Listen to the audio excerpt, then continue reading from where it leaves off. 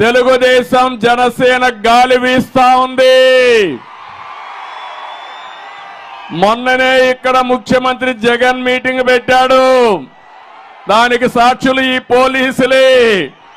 ఆ మీటింగ్ ఈ మీటింగ్ పోలికే లేదు. అవునా కాదా? అది తోలిన జనం, కూలీ జనం. ఇది స్వచ్ఛందంగా వచ్చిన ప్రజా చైతన్యం. ఈ ఉత్సాహం చూస్తే ఇంకా జగన్ కు నిద్ర రాదు. 74 రోజులు ఇంక నిద్రే లేదు తనకి.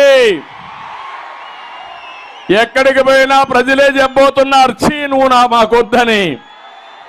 ఆ పరిస్థితికి వచ్చాడు. అందుకే 2014 కాదు, 2024 14 కంబైన్డ్ జిల్లాలో గెలిచి చరిత్ర సృష్టించబోతున్నాం. ఒకసారి మొన్ననే జగన్మోహన్ రెడ్డి ఓటమిని ఆమోదించాడు. ఆయనకు కూడా అర్థమైపోయింది. సర్వేలు వచ్చాయి. ఎంత గర్వంగా ఉన్నాడు. ఈరోజు ఏ విధంగా మాట్లాడుతున్నా మీరు చూస్తే 2021లో ఎవరు నా ఎంట్రుక పీకలేరన్నాడు. అన్నాడా లేదా? జ్ఞాపకం ఉందా మీకు? అంత గర్వంగా మనిషి అహంభావంగా ప్రవర్తించాడు. 2022లో ప్లీజ్ ప్లీజ్ నన్ను నమ్మండి, నన్ను నమ్మండి అని అడుక్కున్నాడు. అవునా కాదా? 2023లో నాకు ఎవరూ లేరు, మిమ్మల్ని నమ్ముకున్నా. ఆ మాట కూడా చెప్పాడా లేదా? 2024 వచ్చే కొద్దికి ఏమంటున్నాడు తమ్ముళ్ళు? హ్యాపీగా దిగిపోతావంట.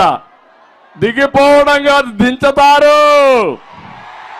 అవునా కాదా? నువ్వు పెట్టినటువంటి ఇబ్బందులకు కానీ నువ్వు చేసిన పనులకి నిన్ను శాశ్వతంగా సమాధి చేసే రోజులు దగ్గరలో వస్తాయి. అవునా కాదా? వైఎస్ఆర్ కాంగ్రెస్ పార్టీని భూస్థాపితం చేస్తామని గట్టిగా చప్పట్లు కూడా చెప్పండి. విశాఖపట్నంలో మీటింగ్ ఉంది. సిద్ధం కాదు, నిన్ను దించడానికి మేము సిద్ధంగా ఉన్నామని అక్కడికి వెళ్ళిపడాలి. గట్టిగా చప్పట్లు కూడా చెప్పాలి.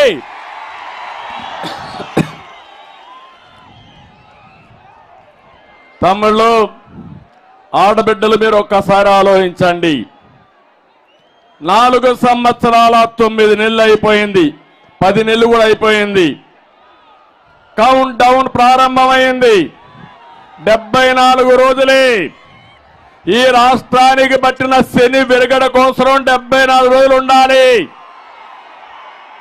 నేను అడుగుతున్నా, ఈ తుగ్లక్ పాలనలో, ఈ సైకో పాలనలో దెబ్బతిన్న రంగం ఏమన్నా ఉందా? నాశనం కానటువంటి వ్యవస్థ ఏమైనా ఉన్నాయా అని మిమ్మల్ని అడుగుతున్నా. ఎక్కడ రోడ్లు ఉన్నాయా అని మిమ్మల్ని అడుగుతున్నా. వ్యవసాయ శాఖ కనపడుస్తుందని మిమ్మల్ని అడుగుతున్నా. విద్యాశాఖ పిల్లలకు చదువు చెప్పే పరిస్థితిలో ఉన్నారా అని మిమ్మల్ని అడుగుతున్నా. నష్టపోని వ్యక్తి లేదు,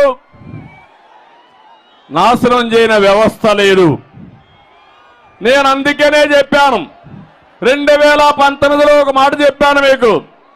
ఒక్కసారిని మోసం పోతే చాలా నష్టపోతారు, ఆలోచించమంటే మీరంతా ఆ రోజు చూశారు. ఎక్కడికక్కడ ముద్దులు పెట్టాడు, బుగ్గలు ఎక్కడికక్కడ పట్టుకొని మిమ్మల్ని అందరినీ కూడా మైమర్చాడు. మీరు కూడా మాయలో పడ్డారు. ఈ రోజు మీరు చూస్తే 5 సంవత్సరాల పాలన, 30 సంవత్సరాలు తెలుగు జాతి ఎన్నికపోయింది. అవునా కాదా అని మిమ్మల్ని అడుగుతున్నా. ఎక్కడికి పోయామో మనకే అర్థం కాని పరిస్థితి. నేను ఆ రోజు ఒకటే ఆలోచించాను. ఇప్పుడే కేశవ్ గారు చెప్పారు, రాయలసీమ ఒకప్పుడు రతనాల సీమ. కృష్ణదేవరాయల కాలంలో ఆ రోజు మీరు చూస్తే ఏదైనా పని చేస్తే నేరుగా అక్కడ పొలాల్లో ఎదిగితే రత్నాలు దొరికేటివి. ఇప్పుడు అప్పుడప్పుడు వర్షాలు పడితే దొరుకుతూ ఉంటాయి. నేను ఒకటే ఆలోచించాను, ఇది రాళ్ల సీమ కాదు, దీన్ని రతనాల సీమగా తయారు చేయాలని, నీళ్లు ఇస్తే బంగారం పండించే మా రైతులు ఉన్నారని ఆ రోజు ముందుకు పోయాం. నేను నమ్మాను, నీళ్లు ఇవ్వాలి. ఈ జిల్లాలో రాష్ట్రంలో అన్ని జిల్లాల కంటే ఎక్కువ భూమి ఉంది. సమైక్య ఆంధ్రప్రదేశ్లో నేను ఎక్కువ పనిచేసిన జిల్లా అనంతపురం జిల్లా, ఆ తర్వాత మహబూబ్నగర్ జిల్లా.